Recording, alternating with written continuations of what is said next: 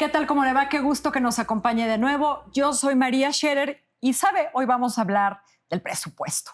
Todo gobierno tiene prioridades y esas prioridades se reflejan en este instrumento, en el presupuesto.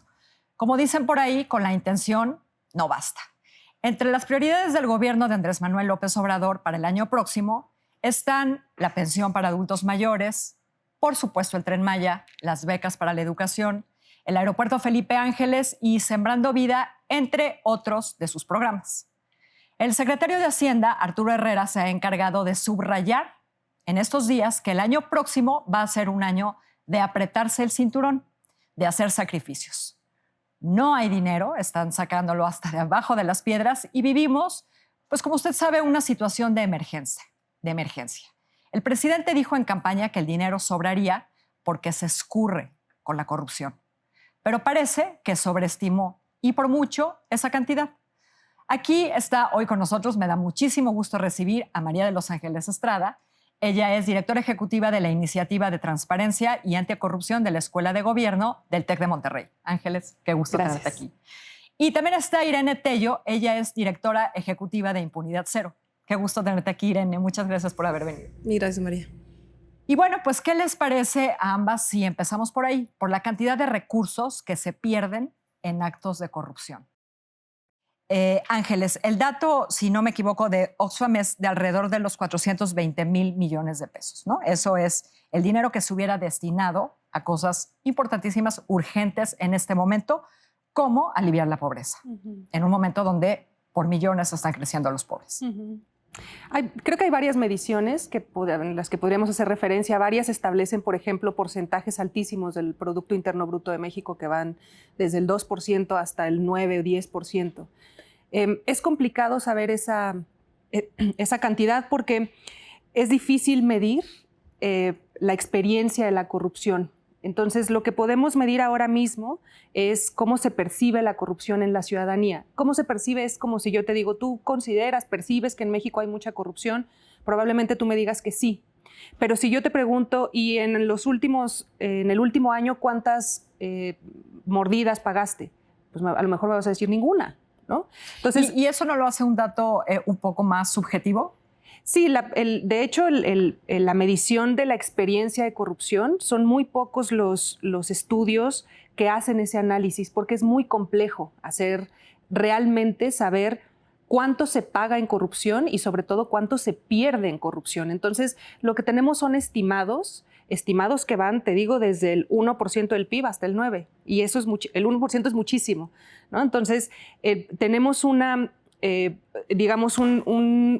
posibilidad de recursos inmensa cuando hablamos de que se escurre el dinero a través de la corrupción. Es correcto, es cierto, pero no sabemos cuánto específicamente. Entonces, por eso me llama la atención que el presidente en distintas ocasiones lo mencione como si supiera claramente cuál es esa cantidad. Y el problema es que no lo sabemos. La premisa es correcta. Se escurre mucho dinero y se pierde mucho dinero a partir de la corrupción. ¿Cuánto? No lo sabemos. Irene, el presupuesto debería ser, ¿no? O tiene la capacidad de ser un instrumento que ayude al combate a la corrupción, ¿no? ¿Lo es en los hechos? ¿No lo es? Yo creo que ahorita lo que estamos viendo para el 2021 es que no lo es. De hecho, si uno ya lo revisa con detenimiento, la parte, porque además se desglosa por ejes estratégicos de lo que va a hacer el gobierno en 2021, la parte que se destina al combate a la corrupción y la impunidad no nos queda claro a cuáles de las instituciones que se dedican a este combate va a ir. Básicamente la Secretaría de Función Pública es la institución que se encarga de llevar ahorita en el actual gobierno toda la estrategia anticorrupción y sin embargo están dejadas de lado instancias importantísimas como puede ser las fiscalías anticorrupción, no solamente la general, sino los estados.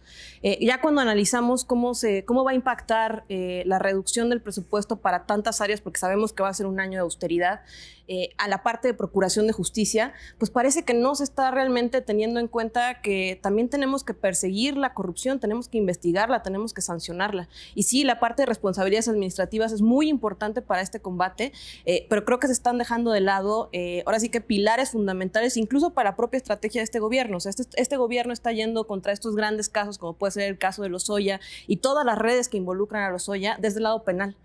Si estas instituciones no tienen los recursos para tener la suficiente inteligencia criminal, para tener la capacidad de hacer unas buenas carpetas de investigación, pues vamos a ver lo que hemos visto todos los años, de que nos ofrecen que van a hacer, por fin van a luchar contra la corrupción, y lo que acabamos viendo son carpetas mal armadas que se acaban cayendo o llegan a un procedimiento abreviado o llegan a un acuerdo reparatorio, teniendo unas sanciones muchísimo menores de lo que tendrían que tener, y dejando de lado, que es un tema que creo que tenemos que voltear a ver en algún momento, la recuperación de activos de tanto que se han robado del país, tantos políticos en México. Sí, es una intención expresada por el gobierno ahora, ¿no? Pero a ver si esa intención pasa al terreno de los hechos, ¿no? Sí. ¿Puedo decir algo al respecto? Claro. Un poco continuando con lo que dice Irene, del análisis que se ha hecho del presupuesto de egresos de la Federación, o bueno, del proyecto de presupuesto de egresos. Este análisis lo hizo un profesor nuestro de la Escuela de Gobierno.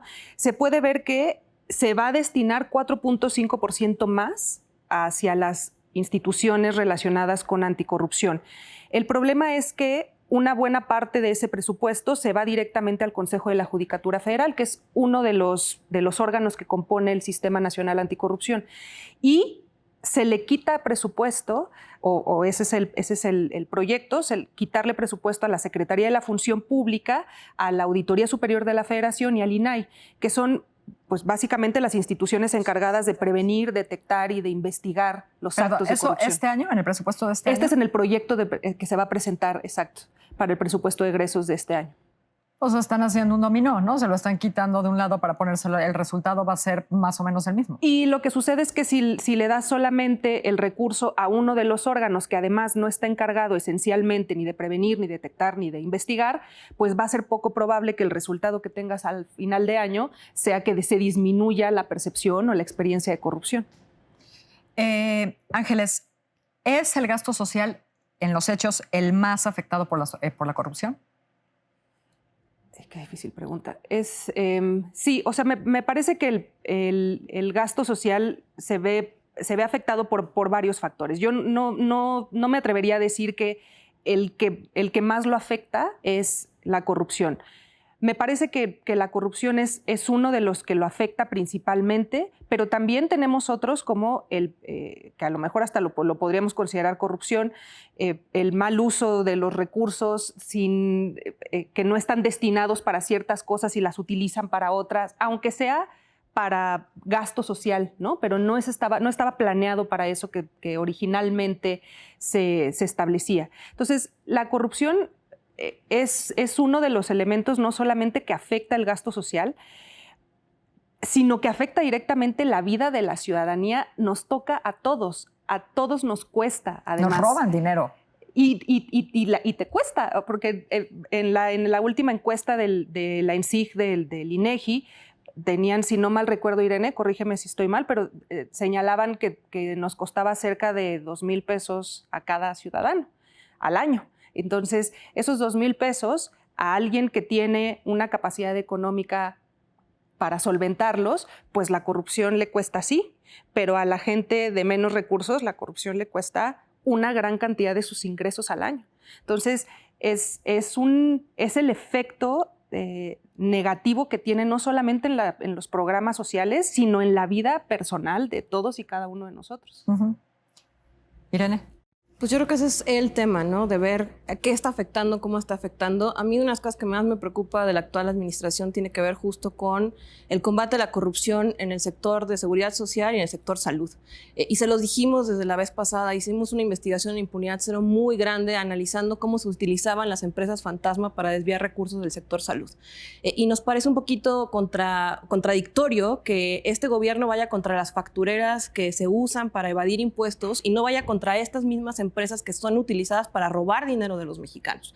Y se los hemos dicho una y otra vez, la verdad es que ahorita estamos viendo una crisis enorme de desabastos porque centralizaron el gasto de salud, lo pasaron a Hacienda, cuando además era una estructura muy compleja porque lo que fue pasando con el sector salud fue que se fue descentralizando. Y esto fue dándose naturalmente por la cantidad de mexicanos que tenían que ser atendidos. Entonces, para la compra de medicamentos empezamos a tener unas cosas que se llaman compras consolidadas, en las que se hacían unas compras brutales para muchísimas instituciones del sector salud. Esto pasó de la Secretaría de Función Pública, que era la encargada de hacerlo antes, más muchas de las dependencias estatales del sector salud, a Hacienda, porque ellos creían que ahí estaba el problema de corrupción. Cuando les dijimos que ese no era un problema, la verdad es que era uno de los mecanismos que funcionaban medianamente bien. Había una estructura de mucha transparencia, de mucho gasto, muy bien justificado, que se transparentaba en qué se estaba yendo el dinero. Y les dijimos, volteen a ver las empresas fantasma. Hicieron un desastre con la compra de medicamentos. No han hecho nada respecto a la parte de empresas fantasma. Y ahorita, si uno revisa el presupuesto, una empresa distribuidora, ¿no? Es del Estado. Birmex, que va a ser la que proponen que sea la empresa distribuidora. Nosotros encontramos que era la cuarta institución del sector salud pública que más facturas falsas había contratado en un periodo del 2014 al 2019. La cuarta. Había facturado más con empresas fantasma que el propio ISSSTE. Y esa es una cosa súper importante, María, porque por lo menos hasta donde tengo entendido, normativamente no existe un obstáculo para que si tú estás en el 69B, si eres una empresa considerada facturera fantasma, ¿no? Del Código Fiscal, eso tendría que ser un elemento para que no te dieran contratos públicos, ¿cierto? Pero no es así. O sea, hay muchas empresas que están en el 69, que el SAT lo sabe, tiene las listas, las publica, ¿no? Entonces, y aún así siguen recibiendo recursos públicos. Entonces, ahí hay un problema que no sé si es como de falta de normatividad o si hay un hoyo en la normatividad o simple y sencillamente que no tienen ganas de arreglar ese problema porque la información la tienen. Podrían limitar la contratación pública empezando por ahí. O sancionarlas. Si estás en esta lista no puedes recibir contratos, lo siento. Ahora, la corrupción, Irene, también genera en tanto mayor desigualdad, ¿no? Que es un estorbo para la redistribución de los recursos. Definitivamente. Yo creo que ahí es donde tenemos que hablar de los distintos tipos de corrupción, ¿no? O sea, no es lo mismo la cantidad que tiene que desembolsar una familia de escasos recursos para pagar las cuotas para que sus hijos puedan acceder a una escuela que tendría que ser gratuita. Allá cuando nos imaginamos estos esquemas como los que estoy explicando de empresas fantasma que se utilizan para desviar miles de millones de pesos. En las dos instancias yo creo que las personas más afectadas son las personas de escasos recursos y se amplía la desigualdad en el país. Entonces, si realmente uno de los objetivos del actual gobierno no solamente es luchar contra la corrupción y la impunidad en actos de corrupción, sino tener un sistema más igualitario de seguridad social que pueda proveer a una mayor cantidad de mexicanos, que se vayan a detectar bien de dónde están realmente los actos de corrupción que más nos afectan, que no salgan nada más con estas campañas que suenan muy bien mediáticamente de vamos a hacer una consulta para ver si enjuiciamos expresidentes y realmente se pongan a investigar estos hechos de corrupción y estas redes de corrupción que muchas organizaciones les hemos dicho durante años. Creo que sería muchísimo más una mejor lucha contra la desigualdad en el país, realmente tener un combate a la corrupción bien focalizado, pero que darle recursos a las instituciones que se dedican al combate a la corrupción y no quitárselos como lo están haciendo con el actual presupuesto. Ahora, Ángeles, hay una cantidad importantísima de dinero, más este año que no hay dinero en proporción. Es enorme la cantidad destinada a los grandes proyectos de infraestructura, ¿no? Que son de primordial importancia para este gobierno. Esos también ciertamente son una coladera, ¿no? Pero el problema de la corrupción no se concentra ahí, ¿no? La gente piensa que los problemas de la corrupción están concentrados en estas mega obras, ¿no? Y no necesariamente. No digo que no digo que no sea una coladera, ¿no? Insisto, pero no es todo. Sí, o sea, tenemos el problema de la gran corrupción, ¿no? En donde hay metidas cantidades estratosféricas de dinero y además gente de muy altos niveles políticos que están incluidos en redes de corrupción. Y tenemos la corrupción pequeñita, la microcorrupción, en donde también se va muchísimo dinero y que nos afecta directamente a nosotros. Por ejemplo, nosotros en la Escuela de Gobierno estamos haciendo un ejercicio para medir cuando tú vas a algún hospital o alguna clínica para tratarte de COVID. Queremos saber si fuiste víctima de algún acto de corrupción y lo que hemos recibido por parte de la ciudadanía es que efectivamente existen ante la escasez que hay de camas, de respiradores, de médicos, de protocolos, de tal. Lo que hay, lo poco que hay, se vende al mejor postor. Entonces, literalmente te lo venden. Entonces, y a los médicos adentro, a las y los médicos que están adentro de los hospitales, les venden el material para protegerse. Entonces, cuando hay una situación de escasez como la que estamos viviendo, tan fuerte, es casi seguro que vamos a tener un problema de abuso por parte de alguien. ¿Y quiénes son esos? ¿Quién es ese alguien? Pues los que tienen la posibilidad de decidir a quién le dan o a quién no le dan los recursos pocos que tienes. Déjame interrumpirte, Ángeles. O sea, podríamos decir que, como dices, en situaciones de escasez, la probabilidad de que haya corrupción aumenta. Sí. A menos recursos, más corrupción. Correctamente. Ok. Así es. Y uno de los elementos que también nos ha llamado mucho la atención es que en estos resultados que hemos obtenido es que no solamente te piden dinero, también te piden sexo o te piden algún otro tipo de favor sexual. Entonces, este tipo de actividades, imagínate en una situación de alta vulnerabilidad como la que estamos, en donde te piden que realices tal acción para que te reciban a tu mamá en el hospital.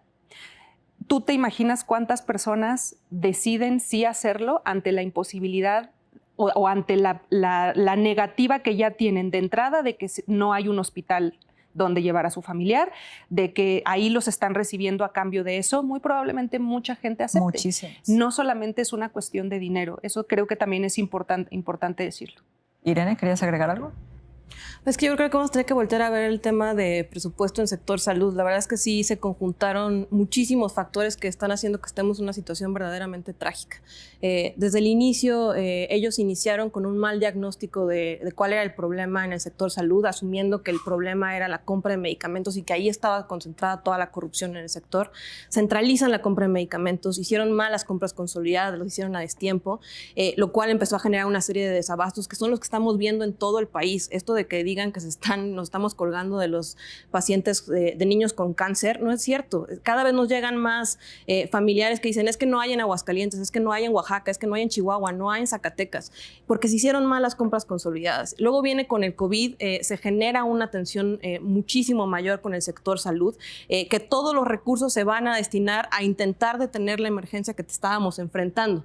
Pero con el desabasto que veníamos trayendo, más lo de COVID, más lo que vamos a ver el siguiente año de crisis económica, que entonces se recorta todo el presupuesto, yo creo que sí estamos en una situación muy grave en la que si no empezamos a prestar atención en qué es lo que está pasando con el sector salud, sí se puede convertir como en el gran caso de corrupción, ineficiencia y un gran fracaso de este gobierno si no prestamos atención a lo que está pasando, porque sí, el desabasto que ya está y que va a seguir estando, básicamente lo que estamos viendo es que están generando una cantidad de leyes para que ellos puedan comprar de otros países, saltándose incluso a veces los controles que se tienen que aplicar para cualquier medicamento que se pueda aplicar a la población mexicana, que es COFEPRIS, la cual con le quieren intervención dar de la ahora. ONU, ¿no? Pero entiendo que la ONU no tiene como experiencia. No tiene en ninguna, es que no están diseñados para realmente hacer ese tipo de labor. La COFEPRIS era la que estaba diseñada para ese tipo de labor y ahora se la quieren dar a la Subsecretaría de Salud, quitándole su papel de órgano regulador, que justo para que sea un órgano regulador que funcione no puede estar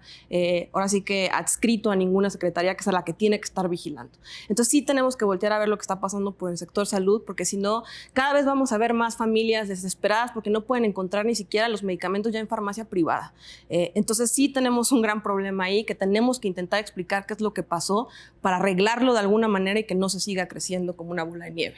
A ver, qué bueno que mencionas el presupuesto específicamente en materia de salud, Irene, porque una de las preguntas que hay ahorita, no digo, apenas conocemos el proyecto de presupuesto, Ángeles, pero una de las preguntas es, en ese rubro, en esa materia, el presupuesto aumenta, digamos, de manera marginal, ¿no? Para las condiciones en las que estamos, aumenta de manera marginal.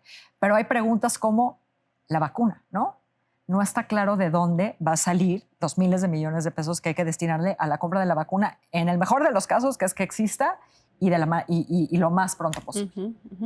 Y luego cuando llegue la vacuna, yo me pregunto cómo vamos a empezar a distribuirla. ¿Tú te imaginas la cantidad de corrupción que va a tener ahí? Bueno, no, o sea, es que son esas situaciones que uno ve venir y que literalmente a mí lo que me preocupa es, vamos a sacar los recursos de algún lugar para obtener la vacuna.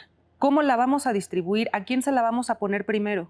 ¿Cuál va a ser el criterio que va a establecer el gobierno para ponerle primero a quién la vacuna? ¿A los mayores de 60 años? ¿A los niños? ¿A los que estamos en el rango de mayor contagio? O sea, ¿cuál va a ser? Y además, ¿cuáles van a ser la normatividad, las reglas para aplicar esa vacuna? ¿Cuándo tienes que ir? ¿A dónde tienes que ir? ¿Te tienes que hacer fila? O sea, todo eso, todos esos procesos tendríamos ya que estar pensando en cómo los vamos a desarrollar, porque si no, lo que va a suceder es que vamos a tener una cantidad limitada de vacunas. Eso nos asegura que va a haber venta de vacunas externa.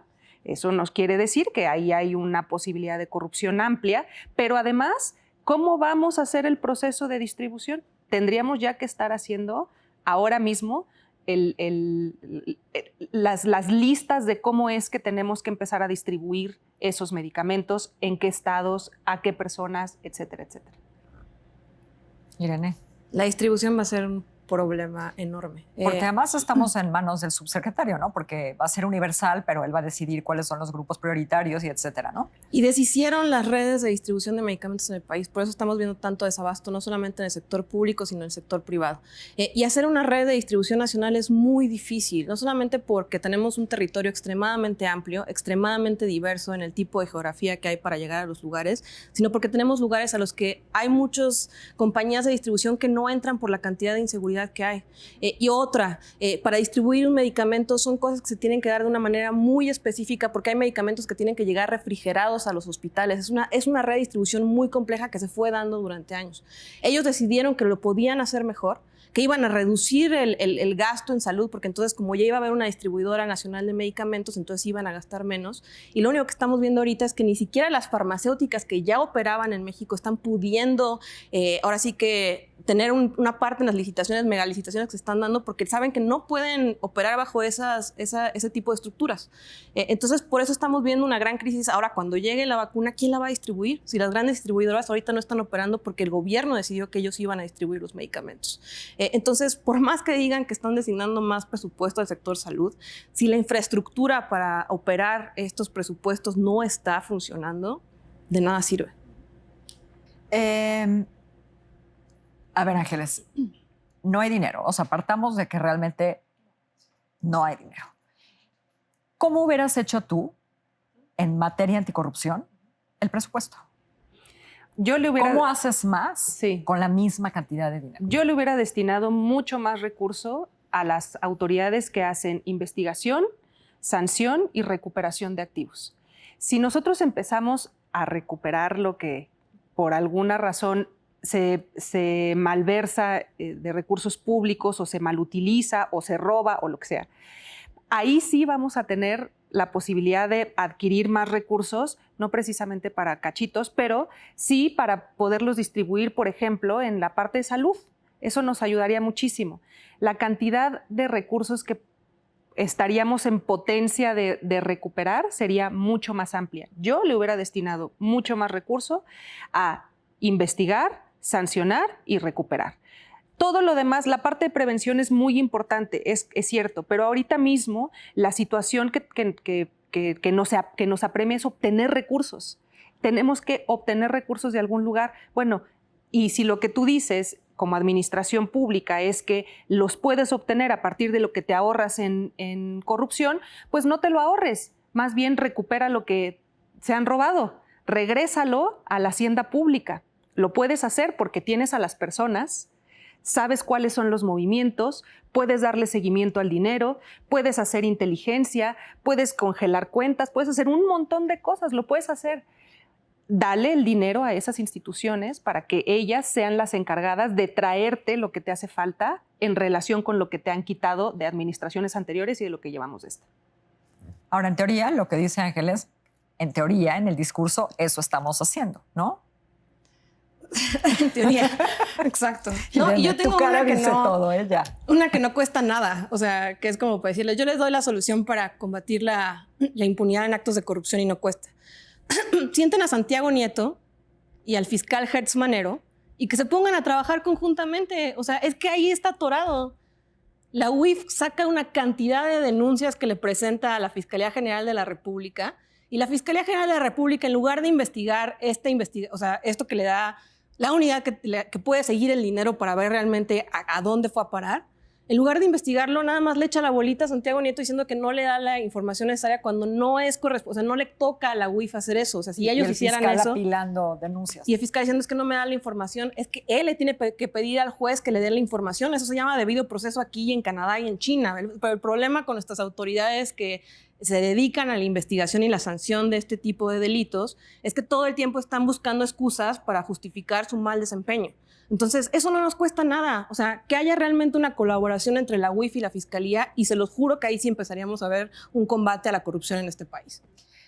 Ángeles, última sobre percepción, ¿no? El presidente tiene, digamos, una amplia fraseología al respecto, ¿no? Si barremos de abajo para arriba y todas estas cosas, ¿no? Pero su percepción como individuo en materia de corrupción va para abajo. Y me parece, ya me corregirás tú si no, que incluso antes de que apareciera el video de su hermano. Sí, o sea, creo que el video de su hermano todavía está ahí esperando que ver qué es lo que va a suceder con cómo le va a afectar directamente al presidente. Pero sí, desde antes, a ver, el índice de percepción de corrupción que hace Transparencia Internacional muestra para el 2019, 2019, que se detiene la caída de la percepción de la corrupción en México. El problema es que los datos que se utilizaron en su mayoría son del último año de la administración de Peña Nieto. Entonces, donde se está viendo esa estabilización de la percepción de la corrupción en México es en el último año de la administración de Enrique Peña Nieto. ¿Qué está sucediendo en esta? Pues está sucediendo que tienes encuestas del INEGI en donde te dicen que literalmente se duplica la confianza de la gente en el gobierno federal, pero aumenta el número de casos de experiencia de corrupción, aumenta la incidencia de corrupción. Efectivamente, y ahí este es un tema muy importante porque una cosa es lo que tú percibes a fuerza de estar escuchando diario que están combatiendo la corrupción. Entonces, la estamos combatiendo, estamos luchando. Claro, eso tiene un efecto en la psique social. La gente comenzamos a pensar que sí existe realmente una lucha, un combate y una prevención contra la corrupción. Pero sales a la calle y experimentas corrupción. Eso es importante medir. Entonces, por muy buena percepción que tengamos de los hechos de corrupción, el otro dato importante, que es el de la prevalencia, nos sigue indicando que va muy mal. Ok, Irene, te voy a cambiar un poco el tema para salir, pero un poco, todavía tiene que ver con corrupción. Está en manos del Tribunal Electoral la existencia o no de nuevos partidos. Algunos han acusado al INE de rigorista, ¿no? Pero yo quisiera un poco atender al contexto, ¿no? Estamos en unas semanas donde estamos viendo videos de políticos de un partido y del otro recibiendo dinero en ligas o en maletas o en bolsas o como sea, ¿no? Y la fiscalización no ha sido precisamente como el brazo fuerte del INE, ¿no? Atendiendo este contexto, ¿estuvo bien? ¿Estuvo mal? ¿Qué te pareció a ti esa decisión? Pues más que la decisión, yo también me iría al contexto, ¿no? Sí creo que pues, hay que ser lo más cuidadosos antes de generar un nuevo partido, justo porque teníamos la ilusión de que dándoles dinero a los partidos no veríamos este tipo de videos. Para eso los nuevos vienen de cero, ¿no? O sea, exacto. Tienen que empezar de manera impecable, ¿no?